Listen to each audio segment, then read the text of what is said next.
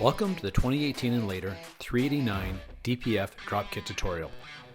With the addition of diesel particulate filters, real estate space has become an issue on many truck models. In regard to the coveted Peterbilt 389, gaining that extra 1.5 inches for a total of 2.5 inches of clearance on the passenger side has become an easy 1-hour modification using the Panelite DPF drop kit. Let's begin.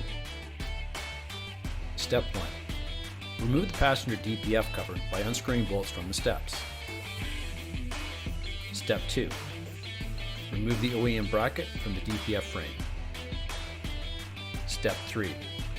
From the DPF cover, remove the bottom step brackets. Step 4. Once the brackets are removed, install the new bottom brackets with the 1/4-inch carriage bolts provided. Step 5. Before placing the DPF cover back on the truck, install the conversion panel on the DPF frame with the 3/8 nuts provided. Step 6. Place the nylon spacers on the located area. Step 7. Place the DPF cover over the frame and install with 3/8 hex bolts provided. Step 8. Attach bottom step with existing factory bolts. With the added clearance, both the passenger side and driver side can now have matching lighted cab panels. Select from our legacy M1 or M5 or the trendy 3/4-inch style lights.